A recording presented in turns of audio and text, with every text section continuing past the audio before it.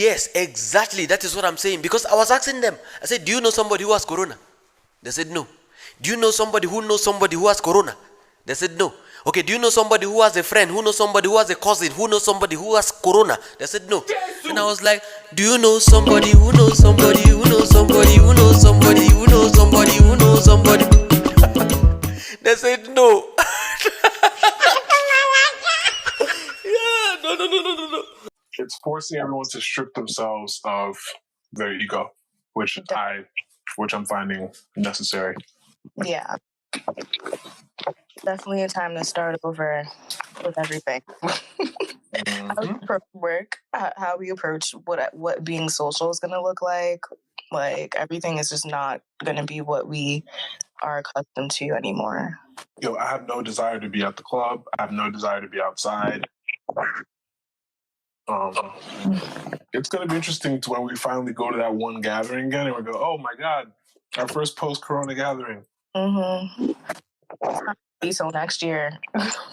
And then we all have to spray our hands with hand sanitizer. Mm-hmm.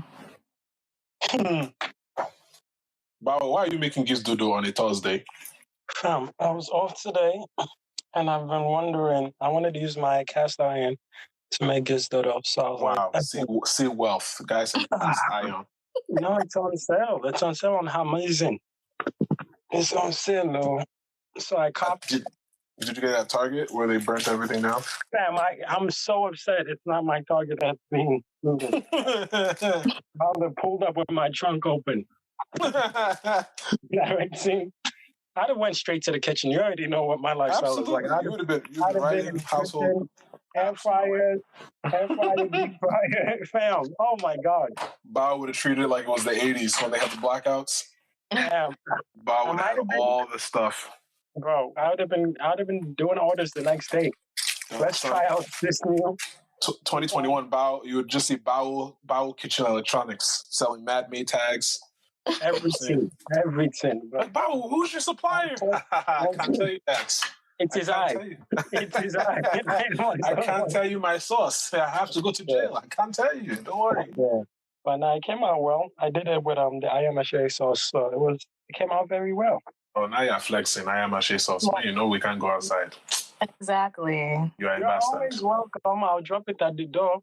You know that's not an invite when you are in the Bronx, and you know I don't go there. It's your fault. Is it my fault? Wow. In your words. Wow. In your words. How are you gonna take my meme and use it against me? That's evil.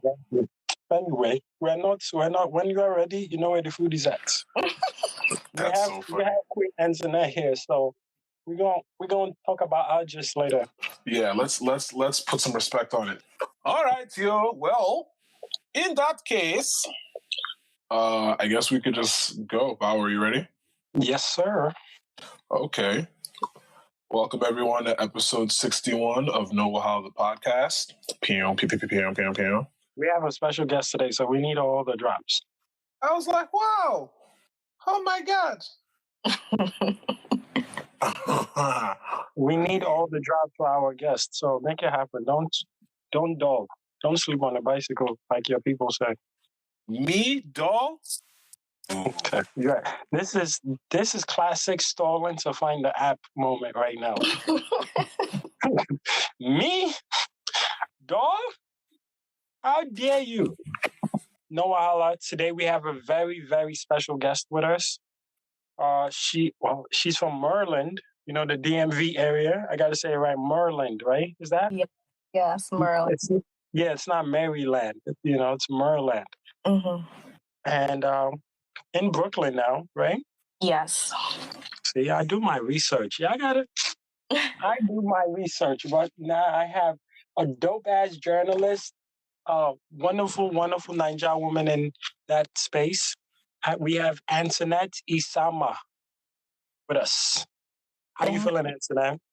I'm good, given the circumstances, but I'm happy to be here chatting with you too today. Yes, whenever Tune decides. Did I pronounce the last name right? Yes, you did. There we go. I'm back now. I was confused. I told you he's gonna come back. I've introduced Antoinette because you were here, Dolan. So I'm gonna say, hey, Nick, do you have the drop ready? We look very, very bad right now. There we go. And today's special guest is Antoinette it? Isama. There we go. Took you long enough. Now we're here. I have to make sure it was perfect. I told you, Antoinette, this is what he was doing with his time. She was like, where did he go? I'm like, no, he's right there. He's gallivanting around this application. Let me see what other effects we have up here. I forgot. Please don't. Oh yeah, okay. So there's that. Okay. There's You will end up in McDonald's. okay. That's what I meant. I really meant what I'm saying. Jesus is Lord. Okay. Antoinette, please don't support this man. You are going to Nigeria first class tomorrow. Yes. Yep. That's the. It's all over. Mm-hmm. Don't cry, don't beg. It's all over. Yep. What is the meaning of this? Yep. That's okay. So we know that's there. What else? Get out of here. Yep. Do me a favor, please. Get out of here, man. Shit, I'm saying. Okay. Fuck that. Yep. You what? Mhm. Hey! Mhm. I'm about to be out of this. Yes, sir. Okay. So we're good. We're in a good place. Do you know what you sound like? What this moment just reminds me. You know when visitors come over and your pops got new electronics, and he's and trying to figure out how to use the remote. nobody cares about the subwoofer that you just got. He's like, wow, look, let me just hold on. Right. Let me show your Bam. uncle the new subwoofer I got. Right, Hold like on. nobody cares, bro. Like it's Saturday. We out here trying to watch Pokemon in the morning. My brother, just come to the living room. Oh, my brother, come to the living room. Let me show you this thing I bought from Service Merchandise. Just come here. And that's exactly what this moment is. Like we were stuck having to listen to you and the whole damn sound effect board. But whole time you're like, damn, they still make Service Merchandises. It's like, look at this surround system I got on sale on Black Friday. It was only $90. And then you hear it and you're like, okay, I know why it was $90. I understand. Right. Radio Shack going away sale. Not Radio Shack. Right. Oh, you want me to take it back a little more? Nah, nobody beats the Wiz, bro. Ooh. Okay. Well, I'm not going to show my age and say. Nah, that's cool. It was a very New York reference. It's fine. Yeah, no, I get you. I don't know. You got to be from the tri-state to appreciate that. But no, anyway, we have Antoinette in the building here. Obviously, this is a very, very special episode. Absolutely. A lot has been going on. I know we were supposed to record early in the week, and then shit just kept happening, not just with us, but in the world. So, fact. I think so we have to take. Oh God! Why, man? Why? You know what stinks? I'm so used to our normal board. The colors that are associated with the device that I'm using, are not matching up. So I have to remember my brain. I have to remember my brain that this. That's what I meant. I really meant what I'm saying. You know, I have to know in my brain what I'm looking for. Again, Antoinette, I'm gonna keep apologizing for this episode. Just bear with us, Sunday and his gadget. But no, it's been a lot going on this week. I was hoping. I think we have to start with it, right, tonight? Yeah, I think we should just lead with it. So yeah, Minnesota man.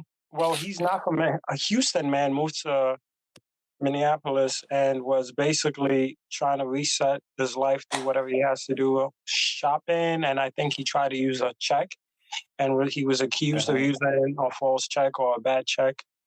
And cops were called. Cops show up. He doesn't resist arrest. They cuff him, and obviously we have gaps in the visuals because I know I've seen the store security one because I can only watch it to a certain point. So I don't know exactly how it ends, but I could, I saw when the cop was on top of him from one angle, and that was wild enough to me. And then I think a day later, or maybe hours later, then the other angle came out, which was from the other side of the car with 3 officers on top of one man. And I don't know, that one really, really broke me. It was just very heavy. It just felt like all of this for one person, and it just felt like it was like hunting down a black man. So I don't know. I feel like everybody and anybody that listens to our podcast has probably heard of it or seen, little clips here and there. So I don't want to go into it too much, but I just wanted to hear where you guys are with this, because I know the last episode with Avia, we spoke about this and we were talking about Ahmad and, the visuals as well with that, watching, the clips that were circulating. So, Antoinette, when did you hear about it? How did you process it? How are you processing it now as things are still uncovering with the protest and, I think the mayor, the governor is speaking out against the force a little bit. What are your thoughts on everything? So I first came across his hashtag on Twitter. Like, I find myself on Twitter a lot given the work that I do. Right. And I remember seeing it like late at night, and I was like, I really hope this isn't what I think it is. I just went to sleep. And then the next morning I woke up and the footage came out. The stills of from that video were all over the timeline. And I was like, okay, we're having yet another Eric Garner moment. It kind of took me back to watching Freddie Gray die from Baltimore, and just how that really impacted me. So I made a conscious effort not to watch the video of what happened to George Floyd, and for the sake of like my own mental health. But it still shook me because it's almost like we can never catch a break. Like, there's always some semblance of excess use of force of people who are quote unquote sworn to protect us that do anything but protect us. We're all grieving now. So it's like we're literally going through the different stages of grief at the height of the Black Lives Matters movement from a few years ago. Like, I'm seeing all that happen again. I'm seeing the same conversations about why All Lives Matter shouldn't be trending on the internet. Somehow it did. People caping for the police force, saying, "Oh, not all cops are bad." We're still having those conversations now. Like, it's all just very wild to me. So I've just tried to take things easy. Pay attention to how I feel triggered as I'm consuming what's going on around this story. And try to pay attention to those who are like offering something substantive to the conversation. Right. Sunday. Yeah. Oh, I thought you were still working. No, I was muted. I'm chopping small. My sentiments are similar to Antoinette's. Given the past year that I've had, anytime I see something on the timeline that brings me back to certain moments, I check out. So I like, once I started seeing things on the timeline that were trending related to George Floyd's very unfortunate murder, because that's what it was. I did my best to stay off the timeline. And once I did that, lo and behold, not even minutes later, I'm getting text messages, I'm getting WhatsApp group notifications that have the video in it, and it just brings me back to the conversations that we've been having. Like, I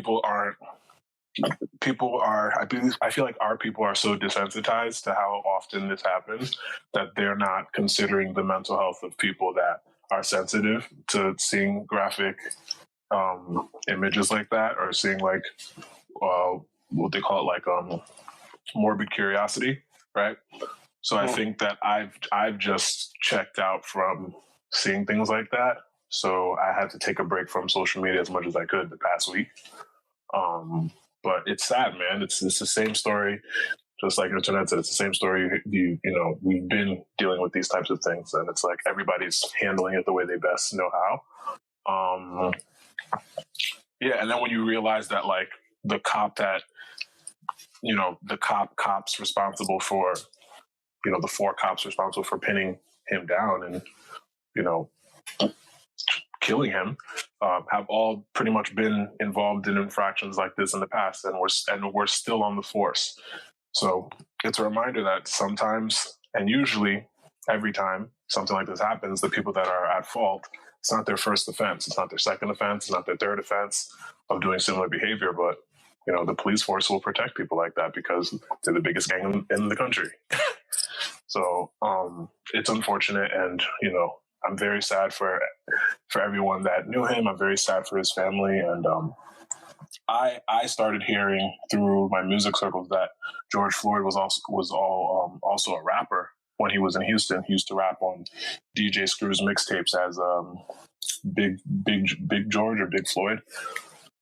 So he was known in Houston for being like this positive, super, you know, happy, connected guy. And then he moved to Minneapolis to start a new life, you know, met his fiance, his white fiance, and they were happily starting a new life together. And everybody that's been interviewed that knew him was like, this guy wouldn't hurt a fly. You know, he was in the hood doing this and he was in the hood doing that. Then, you know, he got everybody in his neighborhood baptized at one point. Like, he was just the type of person that, like, you wouldn't expect this type of thing to happen to. And I hate to say that because it's also a reminder that there is no sort of like moral excellence that's required to treat Black people with decency and not kill them. But that's the narrative that I keep seeing about this man, right? So it's sad, man. It's just a reminder that no matter how good or how bad you're perceived by certain people in society, you're still subject to danger if you're, you know, at the wrong place at the wrong time.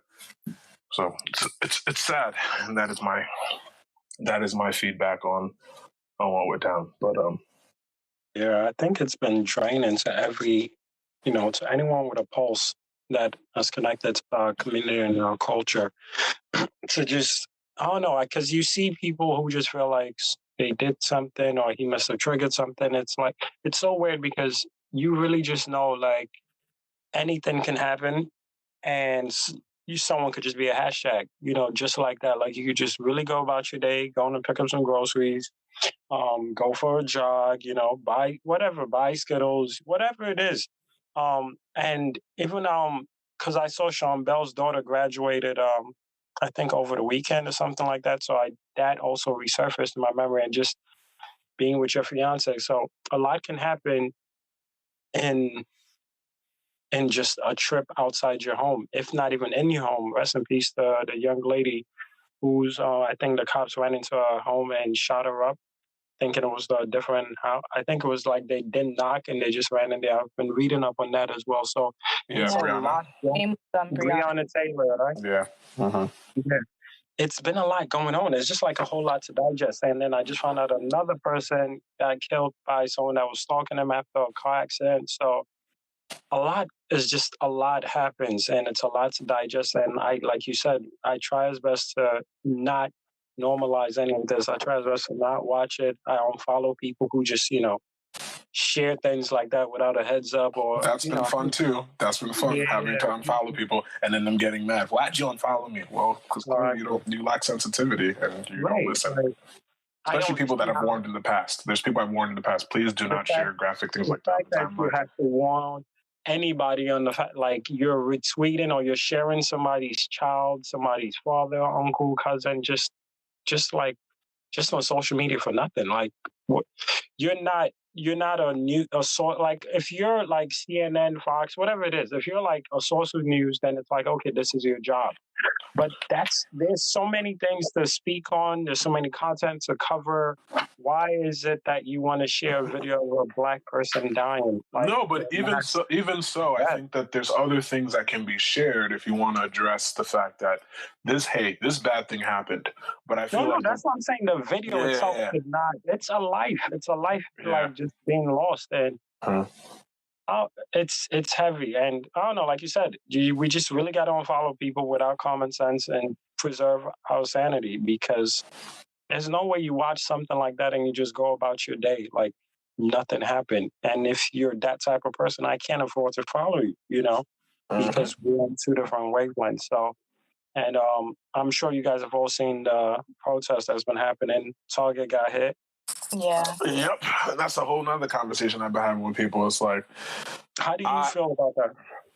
Well, what I will say is this whole thing is reminding me of Ferguson, where, you know, and we know that in the aftermath of Ferguson, basically every protester that had been identified is no longer with us. So the first thing I always think about when I see things like this is, I hope these people are protecting their identities. I hope these people are, protecting themselves, being out there, and I hope these people are smart enough not to get manipulated by, the cops that are posing as protesters that egg people on in order to cause the damage in these communities that are predominantly Black, who in turn will go back to the precinct and say, see, this is why we shouldn't be putting any investment in these communities because look what they're doing to their own people. It's been proven that a lot of these, when it's Black people that protest, they call them riots, right? But when it's Caucasians that are doing these things, they're freely allowed to use weapons and storm their state legislators, and and nothing happens to them. So we see the disparity in the communities and how the certain demographics are treated when they want to protest,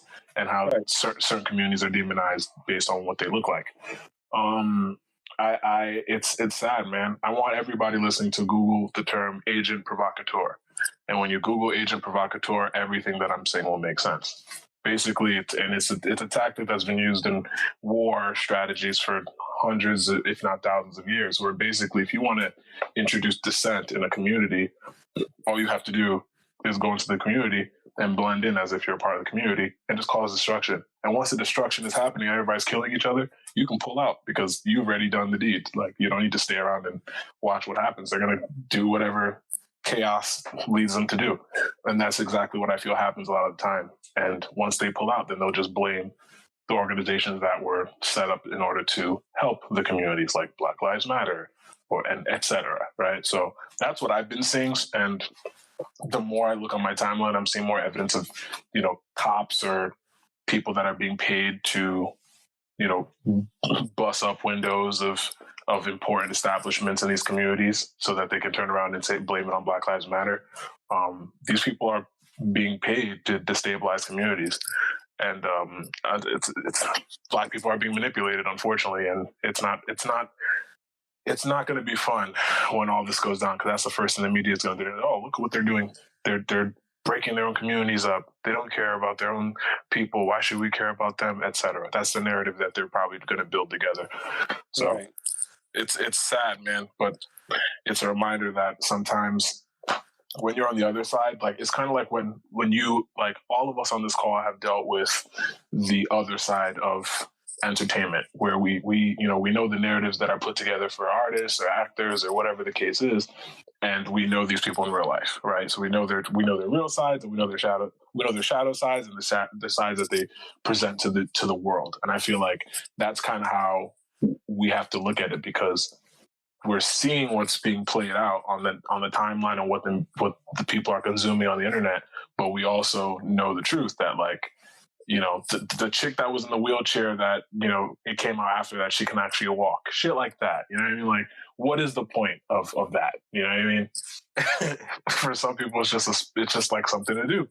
Yeah, like, it's wild. Like, I think that the juxtaposition between what I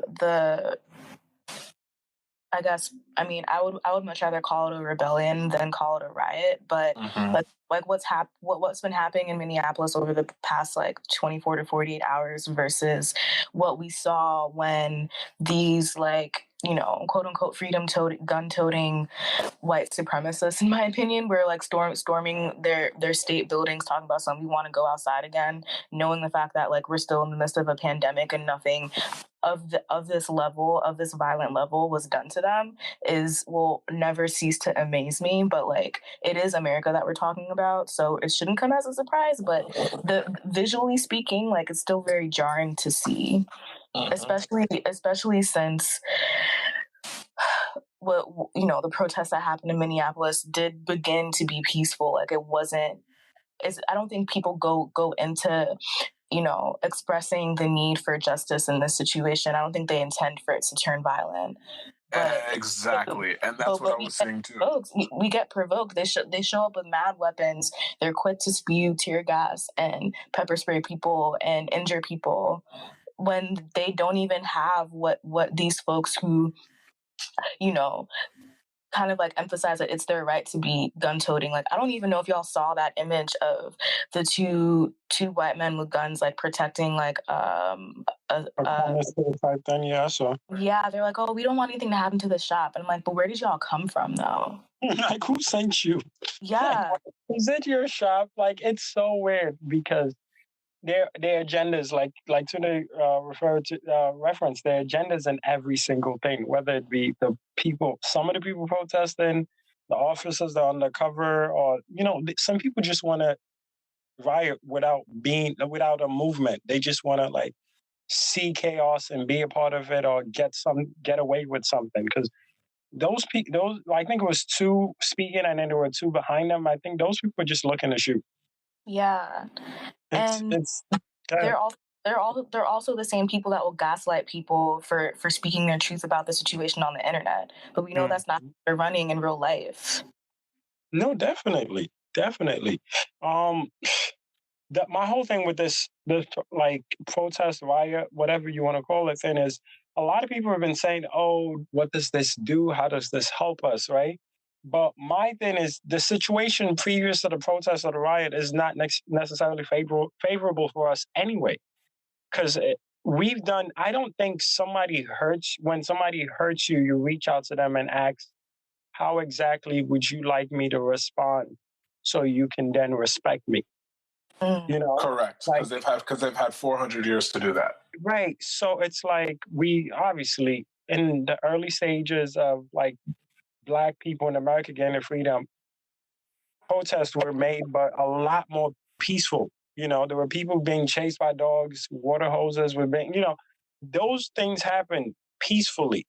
Has there been progress? Sure. But is that the progress we want? No. And throughout time, Black people have been standing up, marching down streets and changing states, whatever it is. And things haven't changed. So I get that this destroys the neighborhood. I get that it's not necessarily a positive way to go about things, but what exactly are y'all saying people should do that would make a man that feels the need to put his knee on somebody's neck and watch him die? What exactly do you think we can do where he'd be like, you know what? I see what y'all saying now. And that's the golden question, because that's the same question I asked. But at the end of the day, none of us have the answer, because we can argue whatever we want, but nothing has worked. So until we have a solution that works, we should try everything out. And I think we are. I think we are trying everything out. But what I also hate is being gaslit, like Antoinette said earlier, where she mentioned that it's the same quote unquote allies that will jump out at any chance to say, oh, but black on black crime. Oh, but MLK.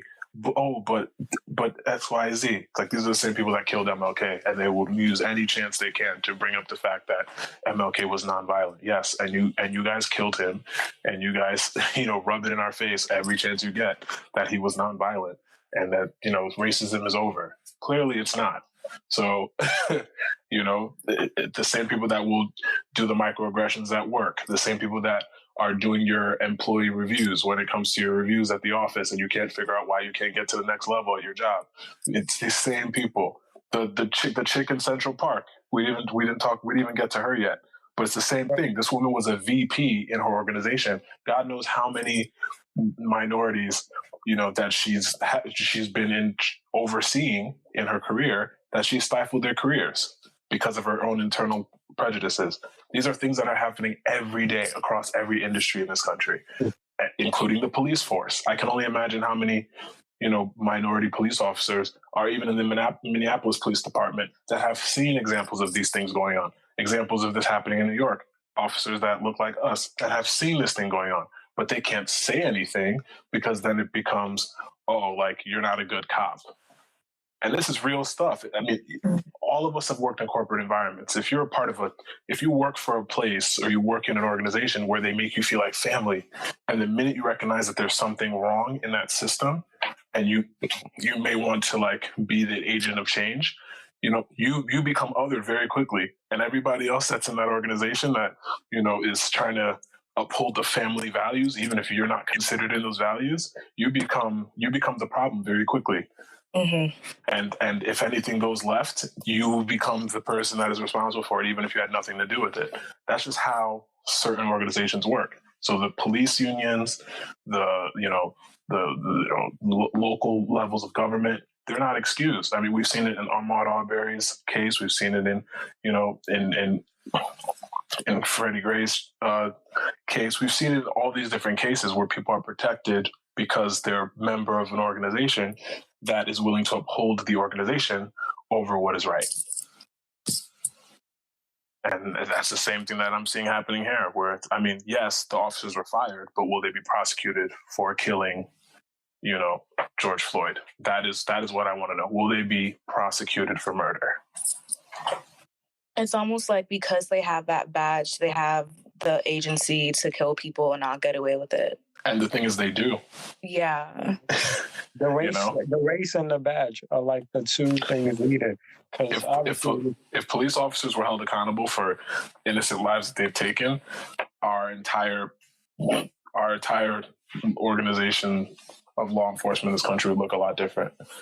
I saw a stat earlier today saying that like about 400 people have died under police custody or killed by police so far this year. Yeah. Like the police's job is to protect and serve. Yes. Once you've neutralized, a suspect or whatever you want to call them, somebody that's in your custody, once they're handcuffed, there's no reason for you to be applying force to somebody's neck once they're on the ground. Like, that doesn't make any sense to anyone that I know that's in law enforcement that I've talked to since all these things started happening. Like, once it's clear that the perp, suspect, whatever, is uncomfortable, like, your job as an officer, you're a first responder first. So you're supposed to make sure that whoever is in your custody is healthy enough or it's safe enough to be able to survive the process until you move them to the next step in the process, which is to answer for their crime. And it seems like the only people that are afforded this luxury, which is supposed to be a standard, are people that don't look like us. And that's the problem. There should be nobody dying on camera. But that's the exhausting part for me. It's like, it's knowing that all the prayers that our parents have prayed over us from the point we were kids were not in vain. Like, we may have, you guys are overreacting, but the older we get, we realize, when mom, dad, grandparents are praying, journey mercies, get home safe, God will protect you. God will make sure you and your friends are safe when you go out. Like, you realize that those aren't empty prayers. Like, there's real shit going on outside. Yeah. So that's where it's been hitting home for me. So I'm, to be transparent, exhausted by everything happening on social media. I have not been active on social media in a while, and there's a reason. So I will continue to, gather myself and maintain the good vibes as much as I can until I deem it safe to be back on the timelines again. It's honestly all about like taking things in stride and in your own time. Like, I feel like I can't emphasize that enough for people. Like, you don't always have to say something. You can maybe talk about your friends. Like, you don't always have to consume what people are throwing out on the timeline right now. Like, it's okay to mute. It's okay to like filter things off your feed, just so you can make sure that like you're somewhat mentally okay, because in the moment it may not think that it's impacting you, but it is, and you might not feel it tomorrow. You might feel it next week, and then you're going to be wondering why do I feel this way? Where is this coming from? It's because of what we're literally consuming as we mindlessly scroll on these social media platforms. You're 100% right. I feel like, I'm not sure if it's a different period in our history as Black people that we now have to get used to Black death and social media, and how the news gets, like, how the news makes its rounds among our community, right? Because now certain things, like, obviously if that visual is in there, we know the agenda that the police department would have, the prosecutor would have. It would be a whole different story. Even though I've just heard that the prosecutor just dropped a video saying there's evidence for, otherwise. But I think as a I guess as a race or a community, because things are different in every country, we're still trying to figure out how exactly to get this news around and still not be desensitized. Because I think those maybe a generation younger than us are a lot of them are desensitized to it because it was I was just talking to a friend earlier about the World Star era where people were just getting beat up. Like it was normal to just go on World Star and just watch a young man, young woman, mostly black, Hispanic, just get beat up, and it wouldn't, it wasn't a big deal. It was just a view on YouTube or on World Star Hip Hop, and now the next thing now is just sharing videos of black men and women dying. And I don't know. I think there has to be some kind of policing that we still haven't figured out as a community. Like we all have to speak out when people are sharing those videos. I remember it's like when TMZ drops news on somebody passing, there's an outrage. I think there also has to be an outrage on just people sharing these videos. Like we have to call it out. We have to report it. We have to speak against it, unfollow, So when it happens, it's a weird thing because I know they try to conceal certain things and they try to hide some evidence from us, but I don't know. I really don't know where the happy medium is where it's like we get to know what happened, but we also get to keep our sanity. Like I don't know where that medium is. Mm-hmm. We are in agreement. Oh no, but all right. Well, first of all, rest in peace to every single soul lost in the last, I guess, month. It's crazy, right? It's wild. Through racist men and women, and those who almost lost, the gentleman in the park who could have lost his life if that call went through. Because God knows what kind of cop would have came and if he was trying to hear anything, So definitely, we keep people in our thoughts and prayers because I don't know what else to say. Like it's becoming normal, and you would think officers would see just understand the times we're in and be a lot more sensitive, but it feels like it just has nothing to do with them, and they go out just trying to do what they have to do and not care about Black lives. Like it's insane. Sounds like a regular day in America, bruh. Shit. Basically. All right, so we're going to transit from that. This has been quite an eventful conversation thus far. Let's definitely take a break so we can get our sponsors, give our sponsors some love, and then we will come back and continue the gist. All right. Right, As a Black community. Oh, wow. Someone sent me the Shamik video and I tapped that mistakenly. Wow. So yeah, looking at your brother. You about to say your brother. That's your guy. Wow. Okay, we're back on? Your people them. Mandem. Now you want to go Jamaican because of verses? I hear you. I hear you. I see where this is headed. Allow me to allow, please. Let the agenda agenda. Agenda on my brother. Well, we are back. Thank y'all for tuning in.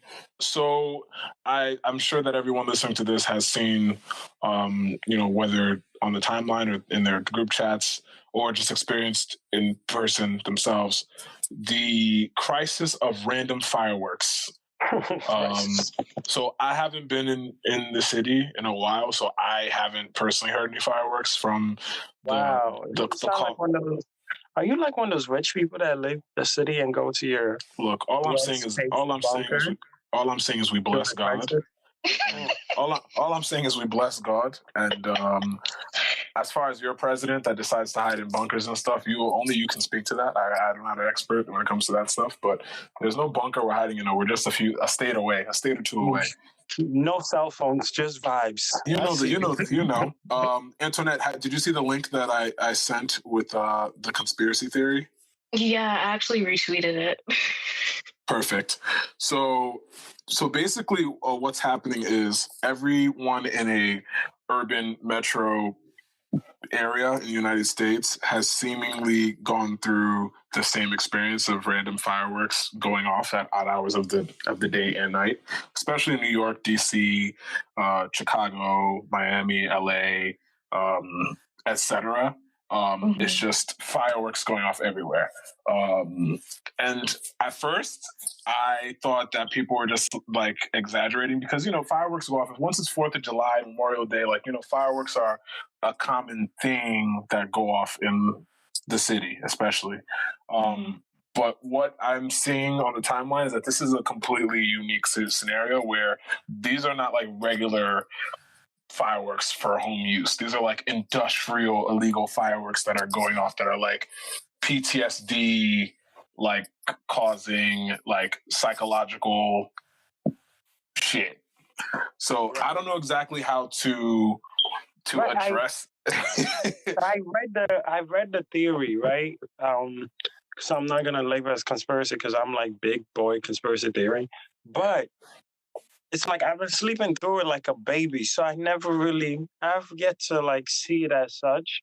Because are you saying that you are affected by, you know, by the psychological effects of the streets? Are you saying the streets have desensitized you from the noise? To certain sounds, right? Maybe because I haven't get good sleep. You know, fireworks has not been my reason, but I don't think my area is getting like 2-3 a.m. fireworks. I think it slows down about midnight. Yeah, that shit is nuts. I didn't know that people were really going through that, but that shit is nuts. Where I am, it's bad. It's bad. Like 2-3 a.m. Like it's hard to sleep. Yesterday it was like past 4 a.m. They were still going off. That's and whack. I also noticed that like I noticed a police siren on like I guess on the other side of where my building is, which is not. It was like a few feet away, like a half a block away from like Fulton Street, for example. As like the car was driving away and as the sirens were going further away, I heard fireworks go off. So I'm convinced, at least in the wee hours of the morning, that it was a cop that did that shit. Because no one was outside. Yeah. That actually lends more credibility to the theories that we've been seeing online. Also, there was a New York Post article. I don't know if you guys saw it, where it showed actual New York firefighters lighting off those illegal fireworks in Brooklyn. So I wouldn't be shocked because getting fireworks in New York is not easy. You have to, like, everyone knows you go to Philly to get fireworks. So it's been 20 straight days, it feels like, that this has been going on.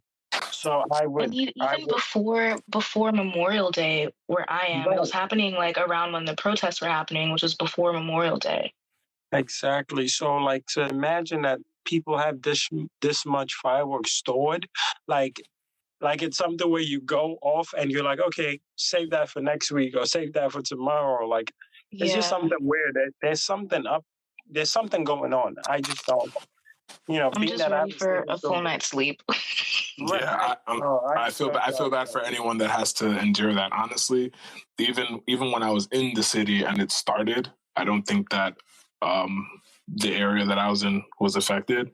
But everyone I know that's in like Brooklyn, the Bronx, Queens, at various areas of LA, anything streets is being affected by this. And the thread that we're all aware of now, listeners that haven't been aware of the thread, basically there was a Twitter user who I'm not gonna identify him in case that, I don't want his thread to be taken down or whatever. But basically everything we've been talking about, he broke it down as to why he thinks this is a coordinated attack.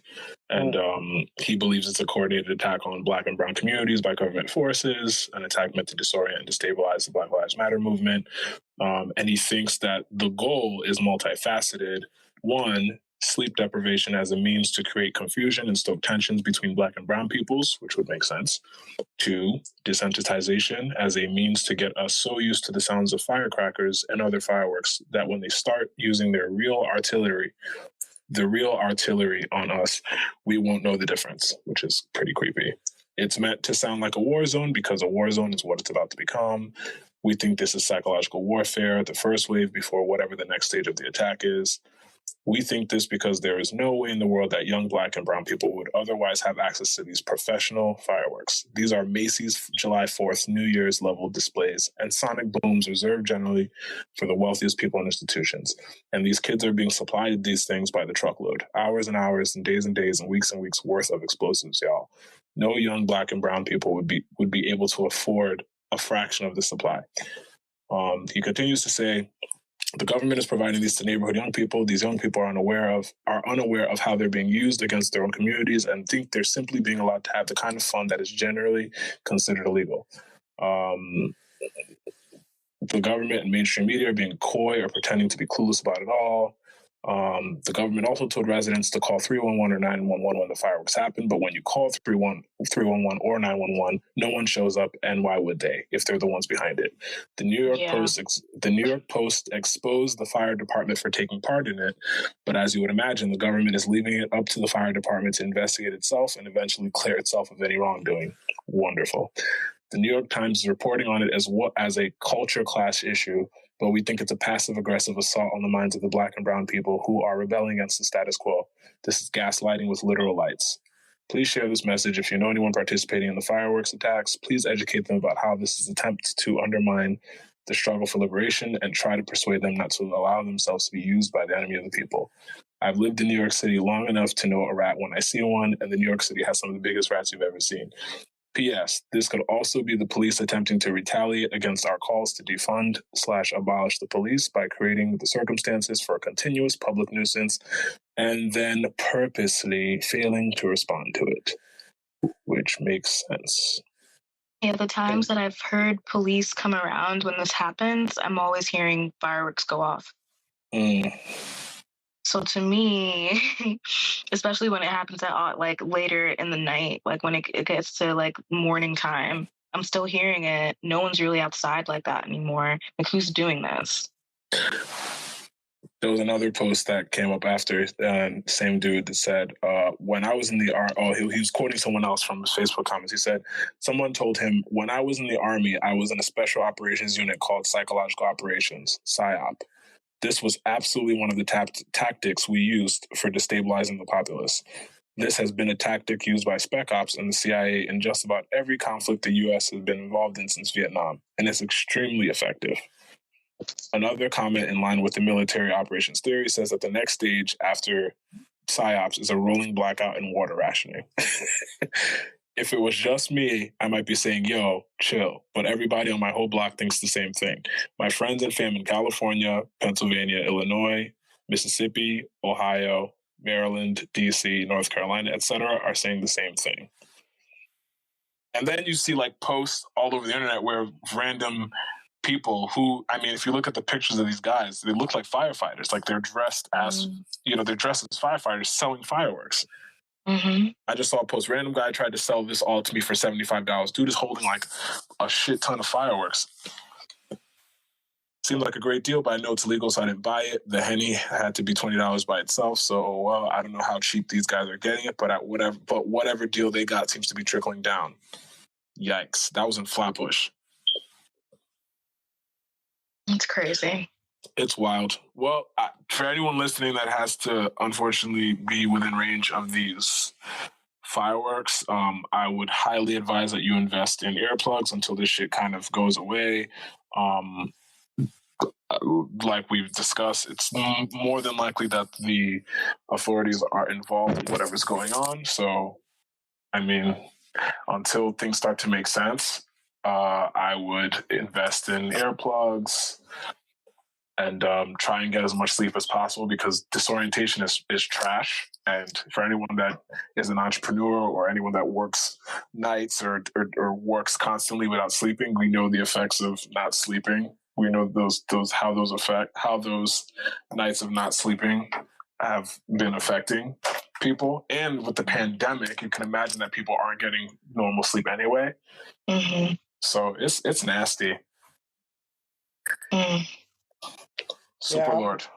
I'm not shocked the cops aren't going away smoothly. You know what I mean? So I'm not putting anything against them. It's just such a weird tactic, but I'm sure they're thinking out of range of what we would assume they do, outside of just abandoning their posts and not responding to calls, which a lot of reports have been showing. But I do think it's interesting. Most of these complaints when people talking about fireworks are happening in protest cities, like I'm sure, it's a nationwide protest, but, there's certain cities where we're getting a lot of turnout. And I think it's quite interesting that most of the cities are having fireworks this year. So the theory makes sense to me, but it's just, I just didn't see that coming. So get some sleep.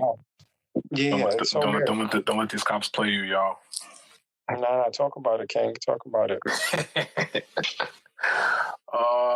Okay, so that's the fireworks. What else? Juneteenth. How did y'all celebrate Juneteenth? I'll let the Brooklyn young lady speak first because I'm in the Bronx. How was your Juneteenth? I'm in Canada, so I definitely can't talk about any of this. No, there was no Juneteenth. So I worked like half a day. I also was on like a panel event in the afternoon, and then after I met up with my friends at Fort Greene because there was like a layout event. And it was nice. Like that was probably the second time I went to that bigger park than what I usually walk to around my neighborhood since we've been inside. And it was definitely a lot more people than I expected, but I just like posted up in part of the park where people were socially distancing and stuff. And it was a vibe. Like folks had snacks, had their speakers blaring music. We were just hanging out, and we actually had like fruitful conversations about how we can do right by each other as a Black community. And then also online, like there's this ongoing exchange of businesses we can support. I know that Beyonce enlisted her stylist to make a whole like directory, which featured a lot of like businesses that we all know of on there. So that was like super dope to see as well. Yeah, shout outs to P96 or Peter J. They got a shout out. And even Apple did some shout outs on podcasts, and we saw Afro Lit on there. So it was really dope to just see people we know win. Personally, there we go. You were searching. I had to work, but like checking social media and just seeing people, enjoy themselves, was really, really cool. I think, I know that people out here like, oh, people just found out about Juneteenth, and pointing fingers, but I think it needs a collective to be a big thing, like if you're just having a barbecue, because there's going to be somebody telling you, oh, we've been celebrating for the last 10 years, 15 years, 20 years, whatever it is. But we need everybody to celebrate it, to have that feeling, like sometimes you could just live vicariously through people's stories and events that you didn't go to. So I think Juneteenth has grown. Obviously, this year has a lot mixed into it, but it was dope to just see it be a conversation. Like I would see a random Black person and they would tell me Happy Juneteenth, and I said it to some people. So I think it's growing, and I think next year, 2020 doesn't kick behinds any more than it already has, because part 2 is coming. Yikes. I think it'd be dope to see where Juneteenth goes, like the tradition that comes with it. I'm sure, retail is going to get involved with Juneteenth sales, and, we have a lot more brands making it a paid day, and, some people will get off. So I'm quite excited for where Juneteenth, the projection for Juneteenth, especially. It's just sad that it takes certain things for us to like fully get on board with it. But,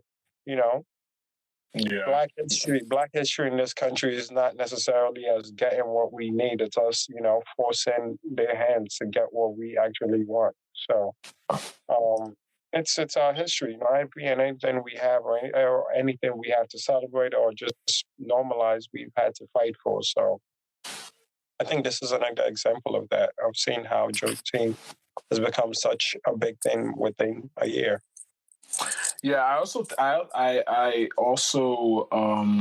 find it interesting that a lot of Africans that I know have been reaching out and asking what is Juneteenth and having to, discuss with them about what Juneteenth is and what it means to African Americans and et cetera, et cetera. I think it's an interesting conversation when we talk about African diasporans and then African Americans and how there's still sort of a disconnect on cultural moments and holidays and so forth. Like, have you guys noticed that some of your African friends may not have known what Juneteenth was about, and when you try to talk to them about it, they're like, oh, okay, I get it, because it has to do with slavery and how slaves realized that they were actually free for pretty much years, and they, found out years after, the Emancipation Proclamation was ratified and so forth. Have you guys had any of those conversations with your African friends or African family members? God. No, I mean, on my end, not really, but I've definitely noticed that point of discovery for folks online. And I also just was thinking about how Juneteenth was something that I always knew of. And I remember it being taught in the schools that I attended, but it wasn't anything in depth as I feel like it should have been. Compared to like Emancipation Proclamation, for example. Yeah, I hate saying that. I hate saying that phrase, by the way. It's the worst. Yeah. But I definitely recall me knowing of it, right? But like the whole idea of it becoming a much bigger holiday than what we know was definitely new for me, and definitely something that I feel like is long overdue. So I think it's just an opportunity for people to just learn another point in history that impacts like our distant community, because we coexist with the Black American community. So it's important for us to know that history just as well. Yeah. But yeah, definitely noticed that for a lot of folks, this was something new for them. And I think that newness is where that energy comes from to a certain extent as well. Yeah. Like I think, that's why I don't know why people don't like teaching people things. Because I think when you teach somebody something, they get, they have that option of being excited about what they just learned and making something of it, Like a lot of people are looking at July 4th completely different, So everyone's excited about Juneteenth. Everyone's excited about the idea of, having their own independence, So, and I just don't know why people, obviously we're not going to rely on the educational system to teach people about Black history the right way, So I think it's up to us to share the knowledge. But I feel like this year it's been out there, and a lot of people have been searching it. Obviously, the hashtags and comments and captions. If you care or care to know, you can educate yourself. But nobody has really come to me and asked me. I feel like everybody has done their research. It was just, I don't know. There was just that energy in the air for Juneteenth. I was very excited for. Yeah, it was nice. It was nice. It was nice to see a lot of Black people coming together and really celebrating, just being chocolate. I love it. It would have been nice for me to venture out to Brooklyn, but I also didn't want to catch Corona. So we have to just do what we do with. I saw all the IG posts and Twitter tweet. I was like, damn, they were out there. Yeah, people were in the streets. I know there was like they were in each other's faces with no mask. People were not socially distanced at all. Just raw dogging all the droplets. It was disgusting. Yikes. But we pray for lack of, what's it called? That the germs and the viruses are not, hop and skipping into the next bloodstream. I really want this thing to be over. It's just, I get it. Like, we've been cooped up for so long, so people want to go out. So I'm not even mad at that. Yeah, and like we're all outside, so the fact that we're outside helps a little bit. Define we. Huh? Define we, because we were not anywhere. I know the few times I've been outside, it was at the park because I was just posted at the park. I was socially distancing. I know that, but I did see pockets of people not really doing that. But that's hilarious. What else? Oh, the Tulsa rally. Did y'all see BAWO's favorite president dealing with that. Wow. Wow. I mean, that is your guy. I saw the clips, you know what I mean? And I know you're not in New York City, so I wasn't sure where exactly you were, but now that you told us you're in Canada, it makes sense. I'm not in Canada. I didn't know where you were. I didn't know if you traveled with to Tulsa. I was waiting for you to share your location. BAWO, you're a goat. Throughout the weekend. You thought that I was going to go to Tulsa? I don't know what you're about, Wow. A pandemic could change a man. Everybody knows that. Word. That's funny. I wasn't going to judge you. I support you. No, but I saw clips. I saw him saying he was going to try to limit testing to affect the numbers. It's just so crazy. I don't know if you guys see it, but when he talks, he just sounds like a man that wanted to be a comedian. Like, he has a whole spiel. Like, he goes through his skits and he walks around and delivers and like waits for the crowd uproar. And I know they're paid actors and all that in there, but this man wants to be a comedian. Like, it's insane. Yeah. He's just like, he enjoys committing crime so much that he needs to put himself in a place of power. But this is not, if he could do it without being in a place of power, he'd do it. But here we are dealing with this guy. And sometimes I think maybe he's had enough and he's not going to win. And other times I just think, I don't see how he's going to get off that seat and not be persecuted if somebody else is president. I just don't know. Unless he's going to come up with something that says a president can never be arrested. And I have no idea how he thinks he's going to leave that and the mess doesn't come out. Because even while he's president, there are people coming up and speaking out against what he's done. So I could only imagine what happens when he's no longer president. It's just tiring. I don't know.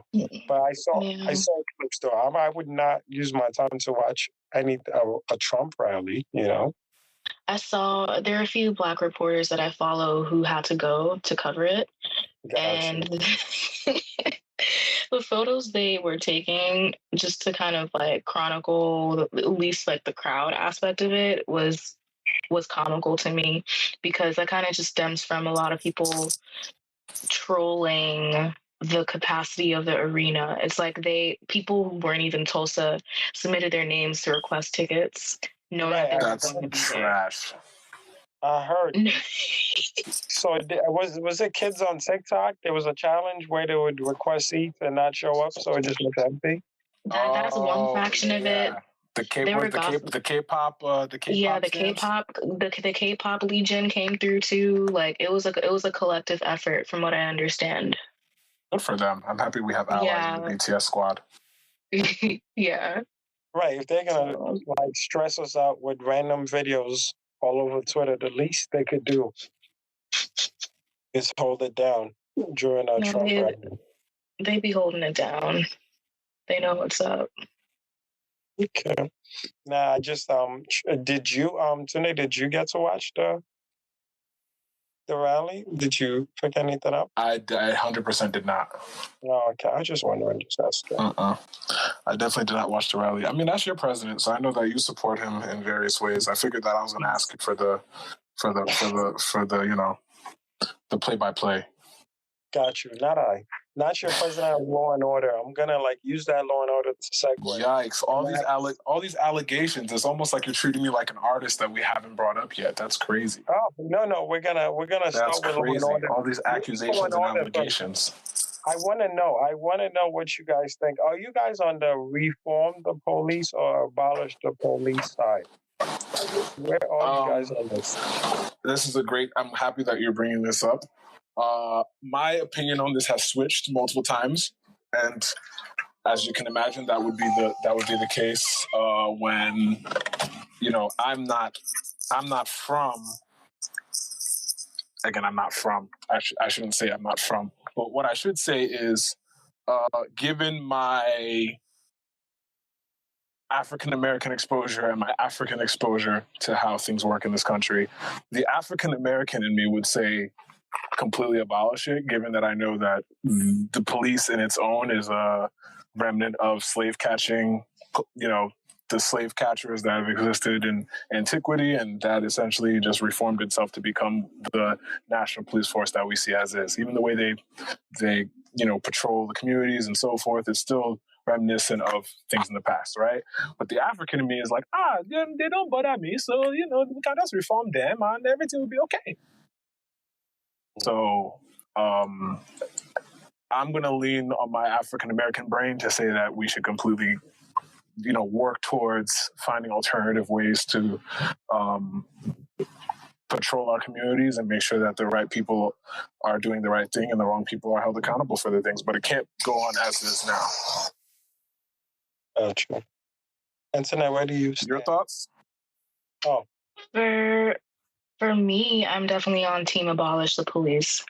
And I think like step one is defunding the police, because a lot of these systems that are set up, they have to thrive off of chaos and dysfunction to exist.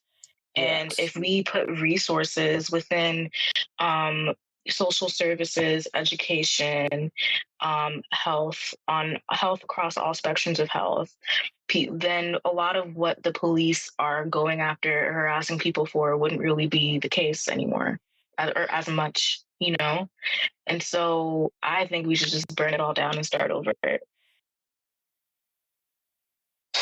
I think I'm with you, Antoinette. I'm definitely down for abolishing the police, and I think the whole criminal system is, really rigged to keep the black race down. I don't want to say black man, black women as well. From like the whole, it's just a lot. Every time we read up on cases of people being arrested, even though they're innocent, or the amount of years some people get, or similar crimes that their white counterpart will get and have maybe months, and they're getting years. I think that whole criminal system has to just be abolished. Obviously, people hear abolish and they just think lawlessness and no sort of like organization when it comes to dealing with crimes. But I think we've been used to one thing, and it might be time to give something else. I think there should be a lot more professionals dealing with emergency calls. The cops shouldn't show up for everything. It's clear. A man having just speaking on George Floyd, a man having supposedly a fake $20 bill doesn't need cops with guns. Like unless he has a weapon himself or he's being belligerent or attacked.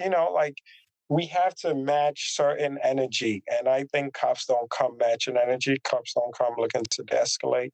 So that has to, this whole thing has to be abolished, because their quotas they have to hit, their private prisons making money off certain people, their brands that look to hire people in jail, so there's a lot that goes into this that has to just be broken down completely. Yeah, and also, I think that to piggyback off what you're saying, I think the other, let's even say that everything is abolished, right? So now we have to figure out where to place all of these law enforcement officials that are actually good, right? The good ones in the bunch. How do we reintegrate them into a society where, the way they used to do their jobs is no longer acceptable by society, right? It has been mandated that they have to figure out another way to contribute to society. And I think that people aren't having that conversation either. It's like, what about all these cops that have been doing their job, for as long as they've been in the force, right? Like, how do they get reintegrated into society? And I think by us not having that conversation, we're doing the same exact thing that the system does to felons that are in the system now. It's like, once they get out of jail or get out of the system, how do we ensure that they're being reintegrated into society in a way where they feel like they can, move forward past whatever got them locked up in the first place, right? So I think we also need to be cognizant of, when we do push forward with abolishing the current, police, the way they do whatever they do, we have to figure out how to maybe retrain the ones that want to still be active in the community and do the right thing. How do we retrain them so they can be useful in the community and not resort to being militia or fucking vandalizing communities as some of them seem to be doing already? You know what I mean? Yeah, I think it comes down to determining what their real purpose is and why they even join the force in the first place. Exactly. If it's to really be about that community life, then cool. Like maybe you can retrain and be part of the different aspects of the community that we want to amplify and provide more resources for. Exactly. And for those that clearly fail whatever test or reintegration test that, will need to be instituted to kind of see who falls where in the community, then those people clearly, will know, okay, we know that you've served the community in the past. We're grateful that you wish to, be a part of community service in whatever way that makes sense. But after we've evaluated you, we see that, your psychological or whatever evaluation has shown that you don't have the necessary skills to be given the authority to patrol or whatever the community or be a community leader, right? I just think that things need to be very black and white so there's no confusion. And there also needs to be external audits of all these things moving forward, because the reason why shit is the way it is now is because the same people that are perpetrating all these crimes in these communities are left to investigate themselves when shit goes wrong. And I don't know about you guys, but if you've ever worked for a company or whatever where they did something wrong to somebody, they're not, usually they're not in a position to audit themselves and figure out what actually happened. They're usually there to protect whatever organization that they represent. So exactly, that is unfortunately what's been happening and what always happens, right? Even when we talk about the various cases that have been happening across the country, right? Some of these cases would have never been even shown the light of day if social media didn't catch on to them. It's not like the community or the police forces in these neighborhoods didn't know about these things. They just covered their tracks and swept it under the rug. That's happening forever. So, it's going to be really interesting to see what becomes of the future of the police force and the future of policing in general in the United States. Mm-hmm. Right. They definitely don't look like they're ready for change. They don't look like they're ready for any kind of suggestion of change. No, because they're thinking about their own selves. They're thinking about their own livelihoods. They're in a place of power. You have something where this department, and I think I'm not sure in every state, but they get a big chunk of the budget practically Absolutely. everywhere. Billions of dollars, money that should be going to education, money that should be going to healthcare. New York City was $6 billion, like something crazy like that. Not New York State, New York City, like that's over $1 billion per borough. That's where you get stop and frisk and all these wonderful things from. Insane, and people don't feel protected. People don't feel served. It's just absolutely insane how it works, and it's just become people against cops with just this. What's been a month of protesting. So I think I'm definitely on the abolish side, and I just think we should have more professionals dealing with certain things. Everything isn't a crime that cops get to deal with, and I just don't think they're prepped for that. And I agree. Their quotas they have to hit. They're celebrated for arresting people. They're celebrated for attacking people, so. And I think they're just too excited with their new toys. A lot of them are you can tell, like people are just standing mind their business, raising their hands. They're getting pepper spray. They're getting hit with the new bullet, the rubber bullets. It just shows they're getting toys and they have very little control of self. So I would love for, professionals to deal with people. The money's there. The money's obviously there, but it's just not being used the right way. And obviously education is horrible in America as a whole. So we have to definitely rethink everything. Defund the police is just step one, but I'm in for abolishing. I was, like you said, at first I was trying to understand how it works, and I did some research, read some articles. Shout outs to Evie as well. We had a good conversation about it. We spoke about it a little bit, but we need change, and I think abolishing is the way to go. Boom. I mean, did you guys see what they did in Camden? Was it Camden, New Jersey, where they basically fired everybody in their police force and made people retrain and reapply, and they've dropped crime by like 70% or something nuts. They've like that's crazy because Camden is notorious for being that city of high crime. Used to be, yeah, absolutely. Used to be, yeah. In the last like 3 years, actually, I not don't know so how much. many years it's been. It's been. I thought Camden was still. I've heard it's better by numbers, but still a place, it's like known. So I don't think people are exploring it as much.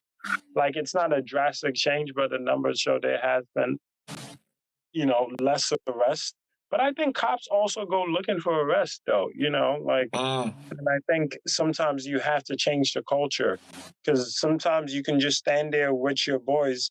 And mind you, stop and frisk in itself, like the idea of stop and frisk now is you don't have to see a crime, right? You just have to think there's a crime, and then you can find a crime. So I think the numbers are going to drop when you change your culture. But a dangerous place is still a dangerous place. But predictive crime is another thing that is fucking crazy if you think about it. Insane. Like I've watched, with everybody recording cops a lot more. I've just seen weird videos, just things that scare me every time as a black man.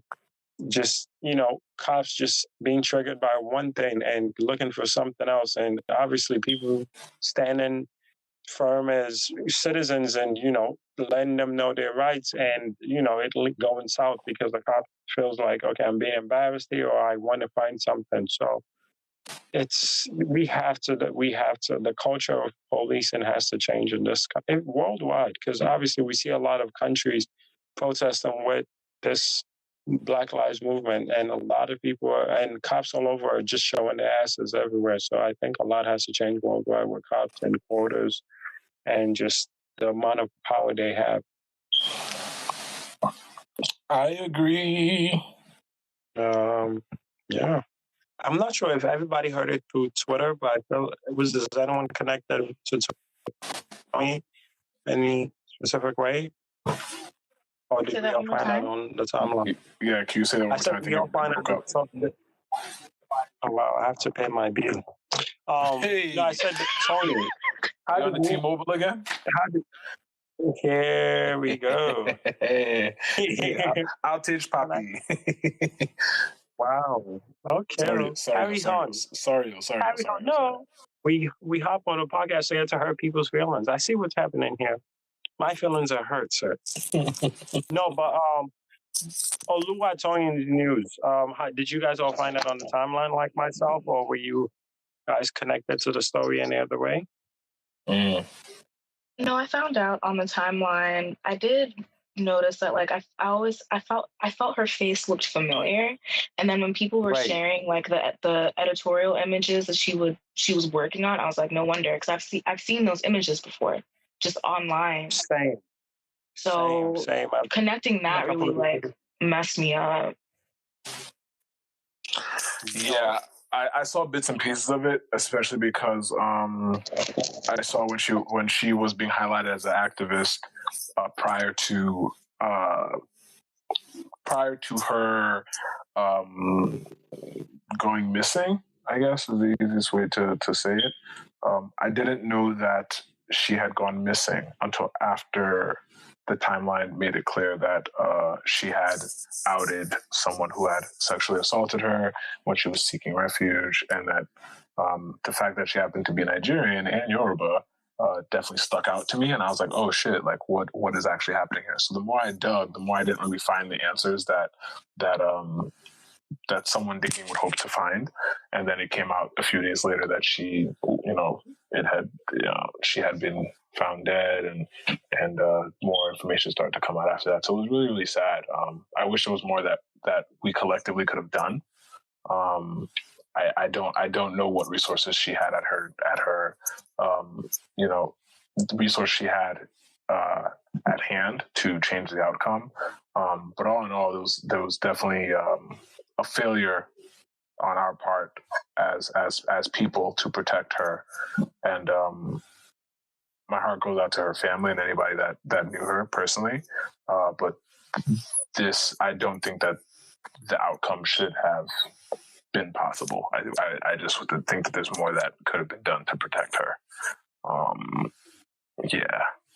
Like, even talking about it makes me sad because, you know, there's women I have in my family. I would hate to feel like anyone that's in my circle, and even anyone that's not in my circle, I'd hate to feel like anyone I know or, you know, would be in a situation like that and not feel like they could reach out to me and I could do something about it, or they couldn't have called me or sent me a text or a DM or something that could get them out of that situation. You know what I mean? She clearly felt like she had nobody around her that she could turn to protect her. And that's scary, man. Like, that's really scary to feel like people know you, but you still feel like you're alone. Like, right. That's what stuck out to me the most. It's like, this is someone that was known. It wasn't like she was just a no-face person. You know what I mean? She had a presence and she had people around her. But for whatever reason, she didn't feel safe enough to reach out to the people that, you know, someone would have thought that she could reach out to. So I also think that that's an opportunity for us to look at ourselves and kind of see, like, who do we know that we may think has all the resources at their disposal if they were in a situation like she was? And would those people feel comfortable reaching out to us as you know, places of security where they could come to us if they were in a jam? And if not, why?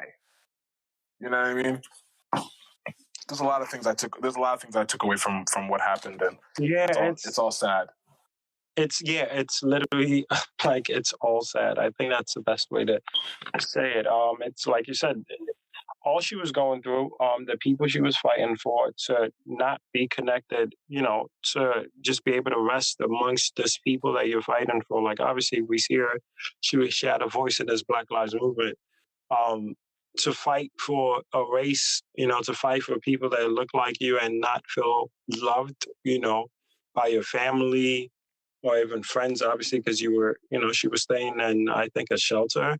And then having the history that she had with sexual abuse. It was a lot. It's so layered, and just the African family dynamic itself with having a young 19-year-old girl out there not feeling welcomed home. It's so much. It's just so much, because I have a younger sister.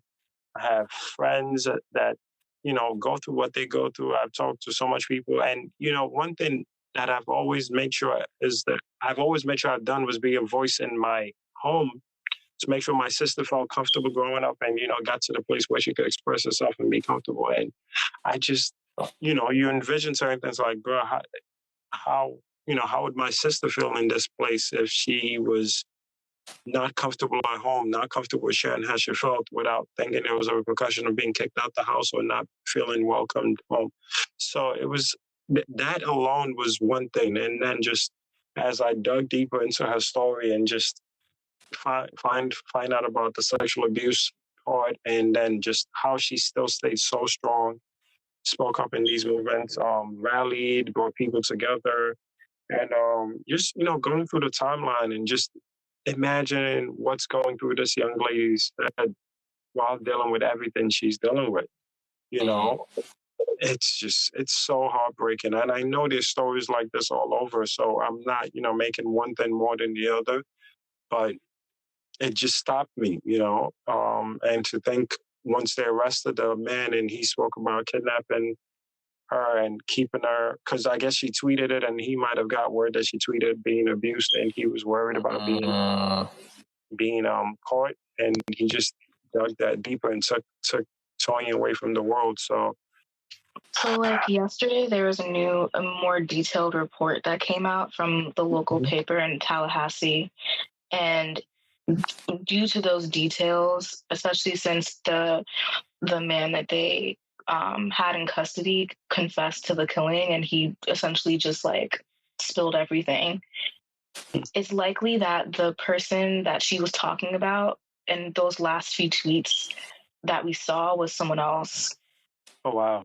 Yeah, because apparently he kept her tied up in his home for a few days before he killed her. Wow. That's all I'm going to say. That's all I could read. But like, because it's pretty intense details that's in the story. But that just adds another layer of what she could possibly have been going through beyond this man that we put a face to that did this to her. Like someone else probably messed with her too before he did. So Yikes. It's crazy. Ultimately, like it's crazy.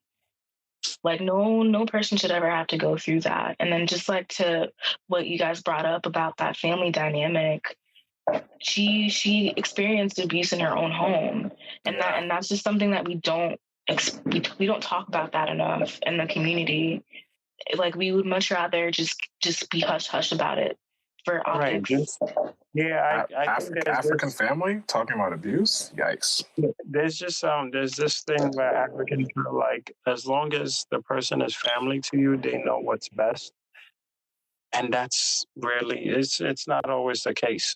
Yeah. That's why a lot of people stay out of family business. Like, oh, they're family, they'll figure it out. There's love there, sort of, and it's not always the case. And I just hope when things come to light and we get more dialogue going, people speak up and people speak out, and we make it our business to speak for people that we know going through certain things. Like just because someone gave birth to a child does not mean they know how to deal with that child, or they know how to deal with that personality, and they know how to cultivate that person, or just watch the person grow. So, and it's clear that Toyin was dealing with a lot at home, and she had siblings, and it's just so sad that all of that, with all, the family she probably had around, and she couldn't connect with someone to hold her down, and she was doing so much, and they just put her out in the world to deal with everything she dealt with before she passed. It's just, every time I think about it, it's just crushing. Yeah, it's been a lot to even think about. So. And this is why we have to speak up against sexual abusers all over. Yeah, get them out the fucking paint. Yep. All right. Well, it has come to our attention that an artist that, I don't know if we've covered him specifically on the podcast in the past, but definitely an artist that is well known in the African community, arguably one of the biggest Afro beats artists at one point in the trajectory of the genre. So I don't even know how to even go into talking about this, but basically, this artist was accused of his name is The Bunch. Thank you, BAWO. I wasn't sure how to pronounce it. He was accused of sexually assaulting. Was it assault or harassment? Assault. Okay. He was accused of sexually assaulting a young woman by the name of Shaitan in Lagos, I believe in 2019. I don't know how long that this information had been public before it hit the timeline. It was apparently December of 2018. 2018. Okay, so it's even longer than I thought it was. December 2018.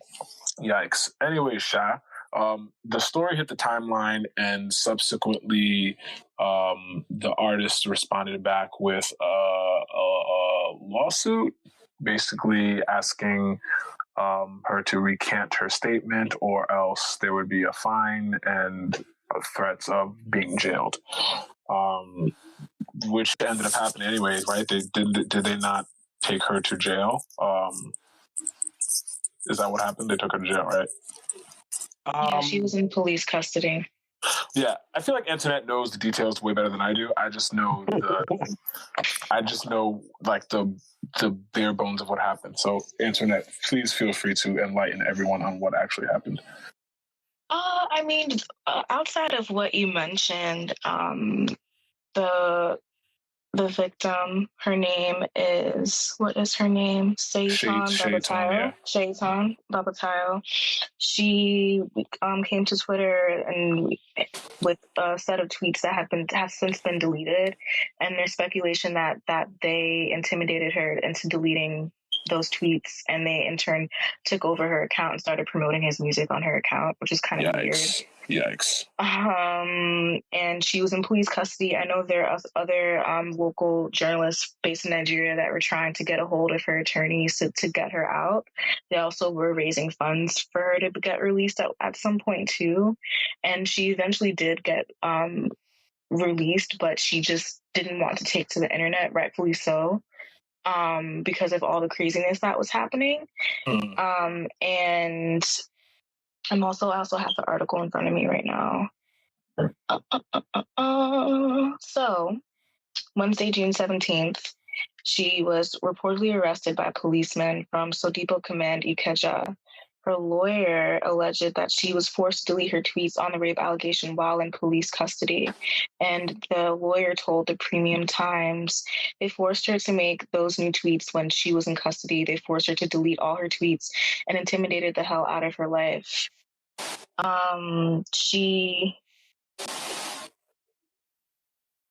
Yeah, and then at the same, what's really fishy about this, and this always happens when shit pops off.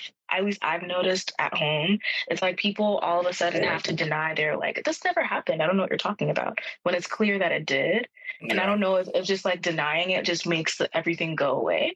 But it doesn't. Like, there's real trauma that's happened here. So. And people were also saying that as she was saying these tweets, that it wasn't her tweeting; it was the people who took over her account that were tweeting this. So there were tweets that did say, "I don't know where all these rumors are coming from. Myself and my mom are not and have not been arrested." But her lawyers did say that she was in police custody. So there's a lot of back and forth there.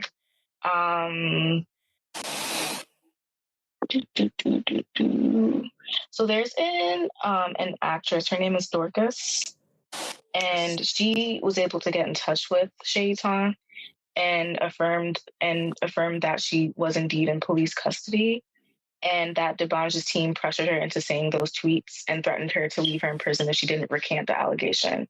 Yikes. And she was intimidated by his money. Like, he threw mad money at his lawyers, and for essentially telling her she doesn't stand a chance of getting justice because she doesn't have enough resources to even fight this to begin with. That's not cool. Yeah, so it's just intimidation, and that happens a lot when victims want to come out and share their story. It's I saw the tweets, and just the idea of like sleeping in your room thinking everything is right and somebody breaking into have sex with you it's like, I don't even know what trauma she went through, and it's absolutely crazy that she was able to hold it this long. And I wish her, I hope, I don't even know, like, I hope everything comes to light. A court case, that's talking to her, having her platform, and I really want to know who the hell gave this man keys. That person should be arrested as well. The whole hotel, like, we need more. Like, because for him to just be able to show up in her room in the middle of the night, there's just a lot wrong with the way celebs are treated all over the world, really. To just feel so empowered to be able to get keys to a room you have no access to and then do whatever and just go about your day. These are the allegations, obviously, until, it goes to court and proven otherwise. This, they're just allegations. So, but from everything we've seen on the timeline, from the tweets disappearing to her suddenly tweeting promo videos for his next project, it's a lot, and he looks crazy. His camp looks crazy, and I hope she's safe. Personally, I hope she's safe. I hope she's in a good place mentally, and if she's willing to take, deal with everything that comes with this, I hope she can, persevere through the whole thing, because this is disgusting. What he's accused of. And to your point, BAWO, about how like it took this long of a time for her to come out and share her story. That's kind of a part of, at least when I learn about instances like this that happen, whether it's at home or anywhere, I always like pay attention to how these victims explain what goes on in their minds as they try to deal with what happened to them. Like trying to bury the experience is a form of survival almost. It's like a survival tactic, but that also eats away at you inside, especially when you play that game in your mind where it's like, did what happened really happen? When it did, you know, it's like, it's almost like your mind is trying to force you to forget it. And then there's also the external factors of women being afraid to speak, because as women come out and speak, it's always like, are you sure this happened to you? Like, what were you doing? You know, like, it's like a lot of gaslighting that happens, and that definitely implicates when and if women, or just people, period, because there are also men who get assaulted as well. Like, it's like, if and when do they speak out, and if they do speak out, to what end and to what cause, especially if a society is going to stamp them as like a liar. Right. It's disgusting. I see the tweets where people are questioning her and why did she take so long. It's just, I'm just like, I just feel bad that she held on to it for so long. You know, I don't know how often the trauma revisits her, or, you know, what triggers certain things while holding on to that. But it just feels like a lot to just hold on to. And I felt horrible that she had to go through that. And obviously it takes a lot of strength to speak up, and to speak up against somebody like Debanj, you know, knowing the repercussions and then dealing with it now. So I hope there's, you know, if it's a thing with a legal team being funded, I hope somebody starts something and we can send money there. I know they were saying he's giving his lawyers 25 million. Yeah. To fight the case. If 25 million naira, by the way. Yeah, that we can. I'm sure the diaspora can make that happen for her. So,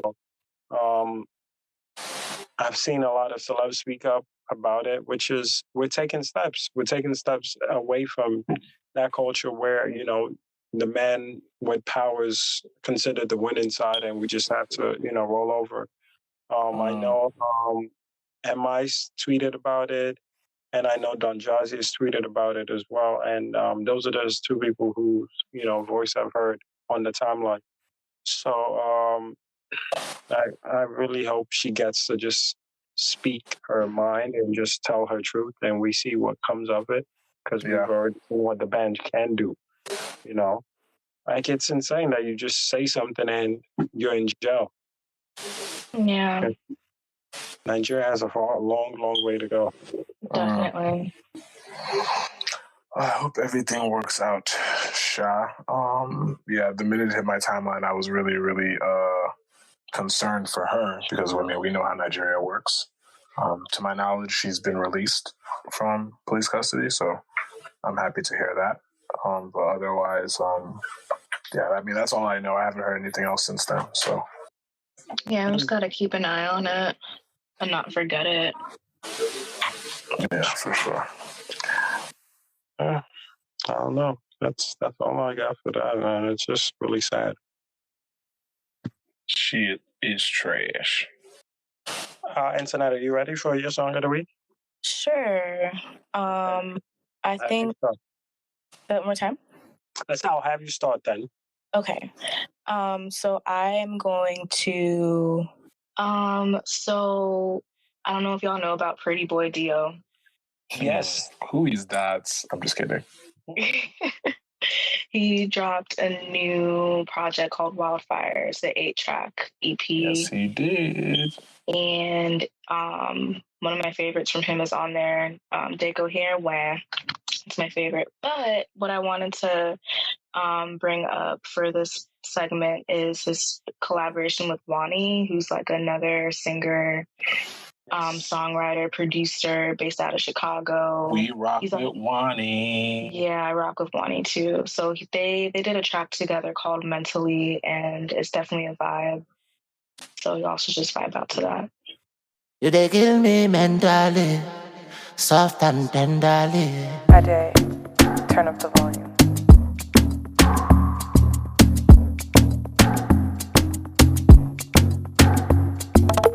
I see you looking at me, and baby I've been waiting patiently for your love. We do it frequently.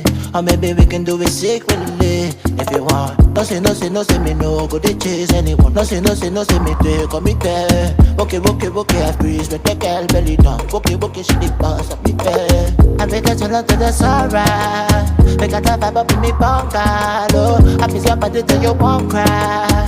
And you go tired to take call my phone. I make her turn to the sunrise. Make her vibe up in me bungalow. I miss your body till you won't cry. And you go tired to take call my phone. You they kill me mentally, soft and tenderly. You they kill me mentally, baby girl, now your vibe, baby, mentally. You they kill me mentally, soft and tenderly. You they kill me mentally, baby girl, now your vibe, baby, mentally. Yeah, down on my luck, girl, I'm stuck again, and I'm so fucked up again. Need your weakest love again, true. Down on my luck, girl, I'm stuck again. Girl, I'm so fucked up again. Need your weakest love again. Yeah, I said the girl I want the ice factory. Soft vanilla, strawberry, chocolate, you can wine on me. You know you was a little wine pop me. I said the girl I want the ice factory. Soft vanilla, strawberry, chocolate, you can wine on me. Every time, any vibe of my life. No say me no go they chase anyone. No say me take or me care. Okay, I freeze with the girl belly down. Okay, she the boss of me care. I make her turn to the sunrise. Make her vibe up in me bungalow. I miss your body till you won't cry. And you go tired to take call my phone. I make her turn to the sunrise. Make her vibe up in me bungalow. I miss your body till you won't cry. And you go tired to take call my phone. You they kill me mentally, soft and tenderly. You they kill me mentally, baby girl, now your vibe, baby, mentally. You they kill me mentally, soft and tenderly. You they kill me mentally, baby girl, now your vibe, baby, mentally.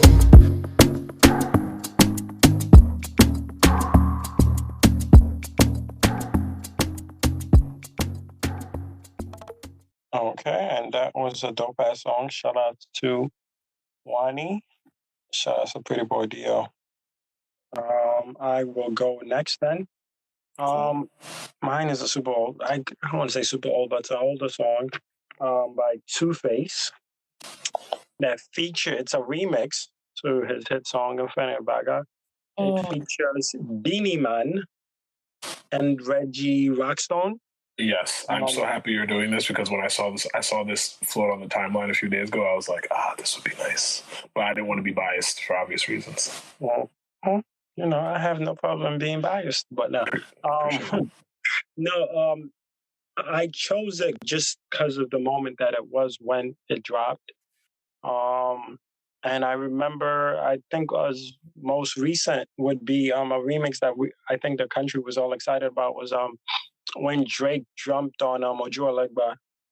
I think everybody was like, oh shit, you know, Drake and Skepta on Ojua Legba. And it just, you know, it's like an artist coming to a song specifically. It's not like, you know, we jumping on somebody's song or on a remix, like that's only playing in this place. So that was definitely a moment. Beanie Man doing a song with Two Face, and you know the video happened. So yeah, it was just one of those moments. And with the verses happening again, where we have the diaspora itself winning, and just Black culture showing itself in its true form. I just thought we'd select that because it was a huge moment. So this is Infinity Baga remix by Two Face featuring Beanie Man and Reggie Rockstone. Well, this is Beanie Man alongside Two Face, and this is the remix. Batman now, take it to church now. And the Lord said, let there be light. Open the skies and let the sun shine. And then the people kneel down and pray. Oh Lord, have your way. I am yours. Once once again I'm coming out straight. Got a lot of funky talk where I want circulate. Cause it's a shame on this game, got some people going insane. It's like they can't stand the fame, and when they try to maintain, they cannot miscalculate. Cannot even pick a cool thing to emulate. Coping with reality is a very difficult task. That's why like the refugees, a lot of people wear the mask. That's why Two-Face, Reggie and Beanie say there's more to this life than just faking up reality. Reality, reality.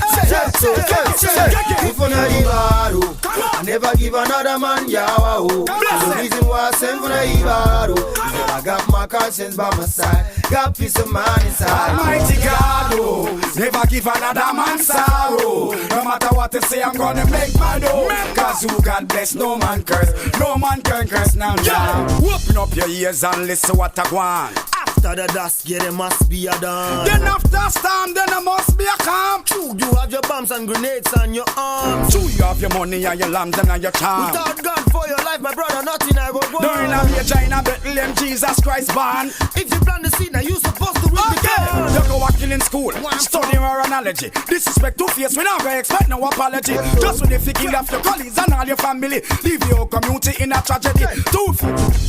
Everybody know that me too legit to quit. Everybody know that me physically fit.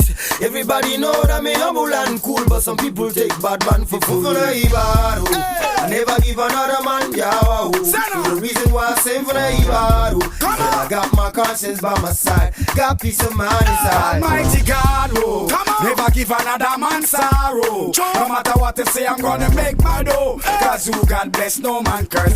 No man can curse now. Them tell me them a kill before the days of Father Noah and Melchizedek. Well, if I gun them bury, well, if I guns them mercy for resurrect. Excuse me, make me out them boy alive just like a cigarette. When real Batman a murder, me no matter not consider it. We boom up down a Bethlehem, shut up down a Nazareth. 45 a tell me use and stop all them grandmother bet. Shoot up all the sister not because man bought the brother yet. Me why put all the leather, them a boom up all the leather. Reggie Rockstoners living in the world so fly. Bring it back, yo kid, I can't deny. Beanie Man and Two-Face, rock sound side. Ghana, Nigeria, Jamaica, don't try. If you're this higher now, you will die. So if you have it in your intention, don't try. This bad man and I will send you to the sky. Last thing I make you kiss your family goodbye. Come on! I never give another man yawa. So the reason why I sing for the Ibaro is that I got my conscience by my side, got peace of mind inside. Almighty God, oh, never give another man sorrow. No matter what they say, I'm gonna make my dough. Cause who God bless, no man curse. No man can curse now.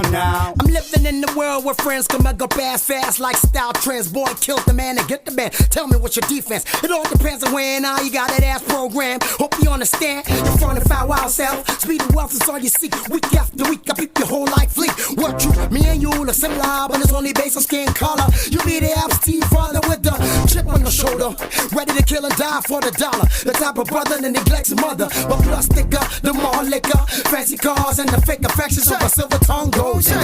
Cause Kenny's music got my back day and night, and the Almighty Lord him never let me leave him sight.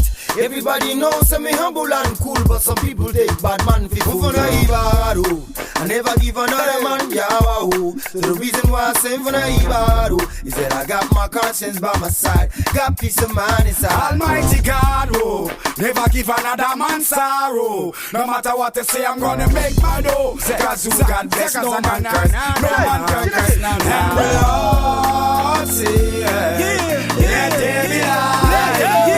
Open the skies and let the sun shine. Let the sun shine. And then the people kneel down and pray. Two-Face, Beanie Man, Reggie Rockstoners, one beats, one love, man.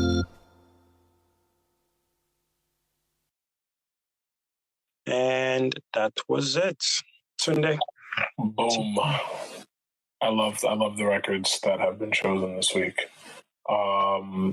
This has been difficult because there's so many good songs that I want to go with, but I've decided to go with The Charade by D'Angelo.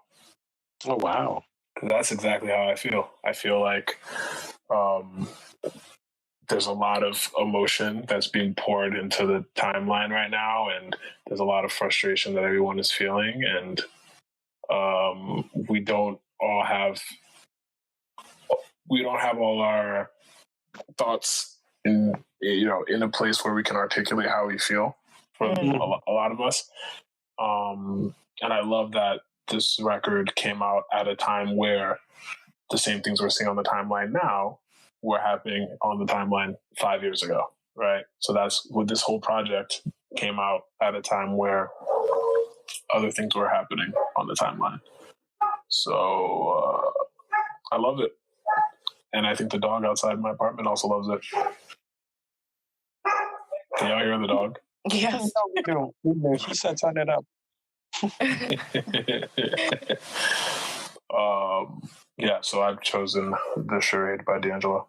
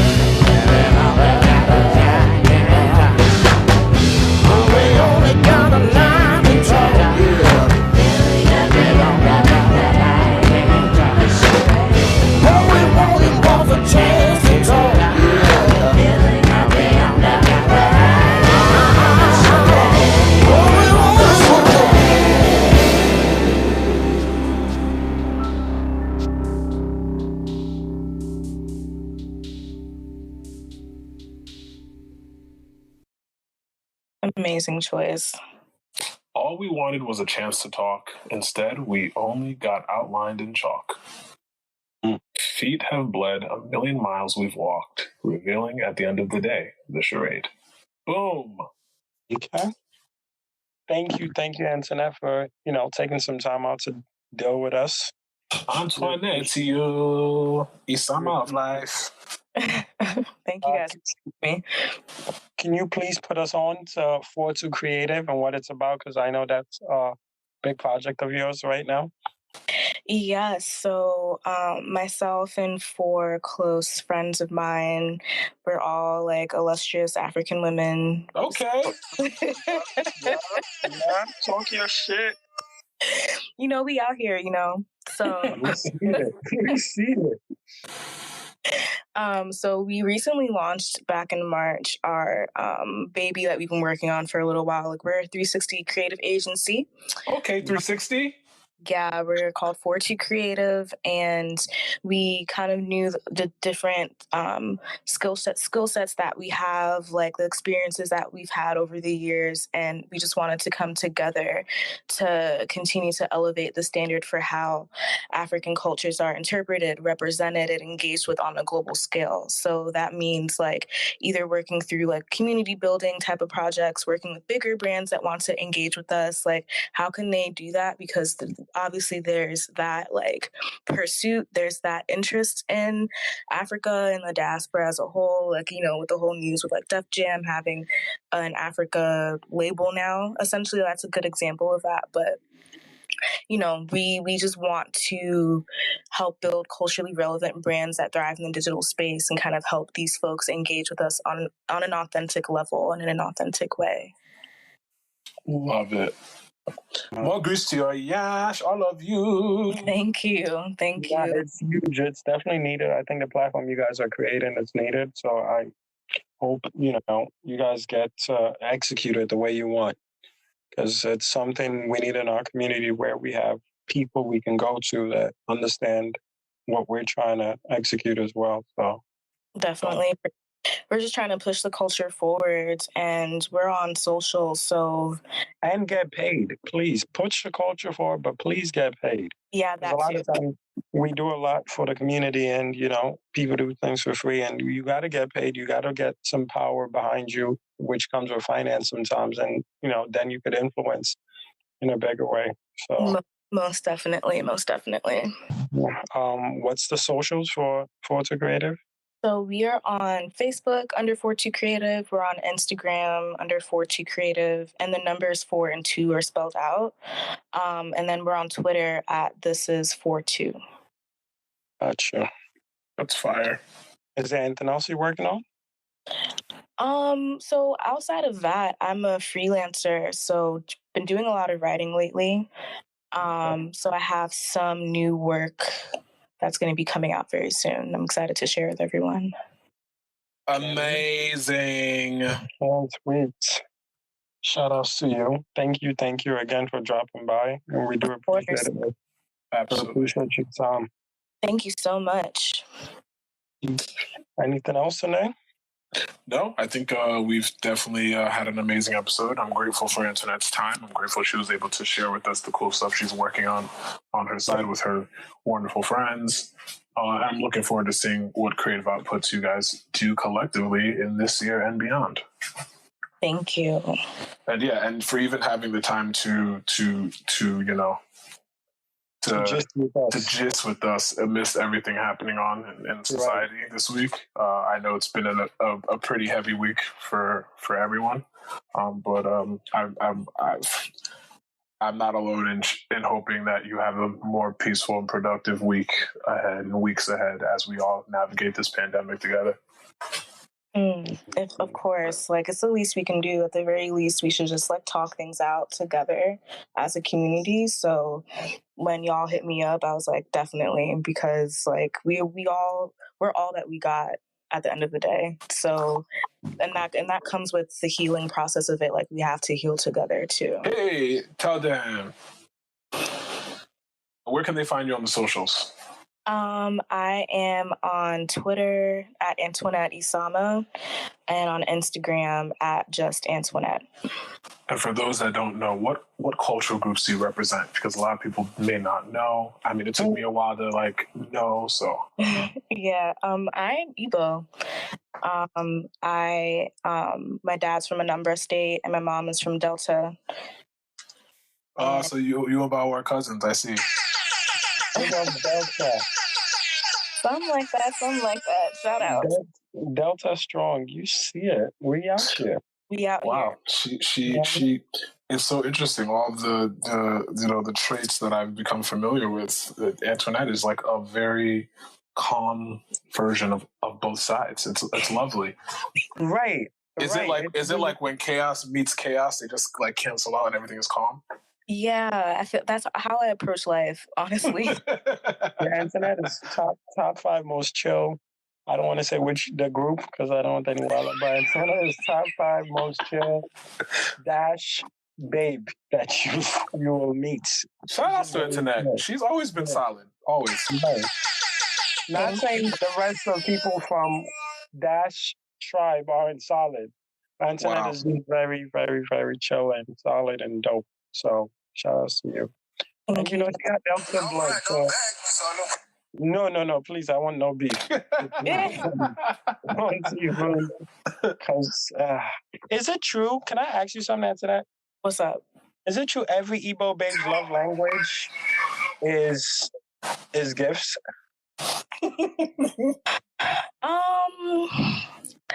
It's just a yes or no. Yes, no, I think it depends on the gift. Like for me, like what would be a good gift for me is like a well-cooked meal. Like so nothing monetary.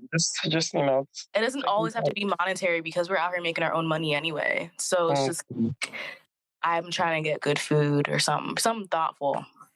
But I still just don't. I'm not. It doesn't surprise me that that's like something that a lot of like Igbo girls expect because that's something that we saw growing up, like the men in our lives being providers. So I understand that sentiment.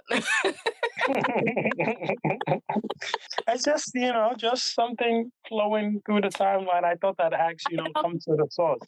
Yeah, I see that conversation. I feel like half the time it's just banter, but half the time we're serious too. There's truth to every banter. Yeah. Hey, when you can point to me where it's not banter, please send me in that direction, please. Sure. All right, that's all. Any other Igbo questions you have tonight? I mean, no. If there's one thing I know that all the women that I know that are Igbo have a lot of very concrete love for them because they don't play. No, we don't. And I respect it. I prefer the straightforwardness that you get from women of that culture than the wishy-washiness you get from other cultures. So that's the one thing that I can say is unwavering. I'm gonna I'll save the what cultures are you talking about for the next episode. Absolutely not. You have time. You have time to get it right. Nah, you're trying to get me beat up. It's fine, but nobody can beat me because I'm quarantined, so it's okay. When quarantine is over, I'll just deny everything. Even though it's on podcast, I cannot get rid of it, but it's fine. Anyway, my people, I'm going to eat some F4. Thank you. I'm going to go back to eating my ugali. You know what I'm saying? Shout out to the ugali eaters. Disgusting. Hey, please take it back. Ugali is delicious. Ugali, I'm not saying ugali is disgusting. I'm saying what you are doing is disgusting. Hey. Anyway, Antoinette, thank you so much for being a part of this. Thanks for having me. Antoinette, thank you again. You're great. My regards to the squad. I hope to do this again soon. Anytime we need more of our feminine voices on the show. So between you, EVA, and so forth, it's about to be a fun future for, these convos to continue. I'm down. Like this conversation and the one we had before was cool. So definitely anytime y'all need anything, let me know. Liddy, got you. All right. Later. Peace. All right, y'all. Peace. And tonight, thank you so much for your time. We appreciate you hopping on with us. Thank you. It's been safe and continue to social distance, I beg. Absolutely. Don't ignore somebody's son until further notice, No, just I'm straight. I'm not, I'm in my house. Hey, shout out to everybody in your house. Please stay inside, y'all. I beg. Please. So we can enjoy 2020. I'm an essential worker. You see, that's how you'll be now lying and say you're an essential worker. Plenty. You want me to show you clock-ins and clock-outs? That's how BAWO now went to the government and said, I need PPE, please. Please give me PPE. Wow. Okay, don't worry. Okay. Yeah, you think I didn't see the news where were talking about Nigerians that were running. Wow. You did not touch on that topic. You see? You said that for next week. I was trying to protect you now, but since you want to talk about it, we'll save that for next week. It's okay. All right, y'all. Peace and thanks again for listening to No Wahala. Boom.